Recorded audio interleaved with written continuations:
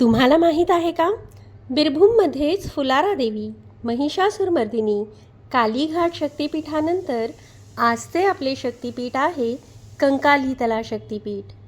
या ठिकाणी मातेचे कंकाल म्हणजे कमरेचा भाग पडला अशी मान्यता आहे. मातेचे कंकाल ज्या ठिकाणी पडले त्या ठिकाणी एक कुंड तयार झाले.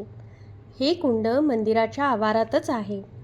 अशी मान्यता आहे की मातेच्या कमरेचा भाग पडला या कारणानेच हे कुंड निर्माण झाले आणि या कुंडाच्या तळाशी आजही मातेचे अवशेष आहेत.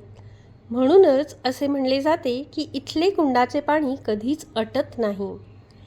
याच कारणामुळे या मंदिराची एक विशेषता अशीही आहे की मंदिरात मातेची मूर्ती नसून केवळ माता कालीच्या फोटोची पूजा केली जाते.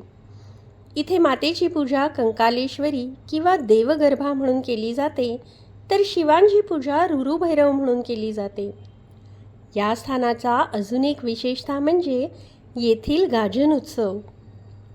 हा उत्सव चैत्र महिन्यातील शेवटच्या आठवड्यात साजरा केला जातो. गाजन म्हणजे गर्जना, शिवनामाची गर्जना. हा उत्सव साधारण 4 ते 5 दिवसांचा असतो. उत्सव समाप्तीच्या दिवशी दुसऱ्या दिवशी बंगाली नवीन वर्ष पोयला बैसाख सुरू होते. याचप्रमाणे दोन्ही नवरात्र अर्थात चैत्र आणि शारदीय खूप मोठ्या प्रमाणात साजरी केली जातात. महाशिवरात्री आणि मकर संक्रांती हे सण देखील मोठ्या उत्साहात साजरे केले जातात.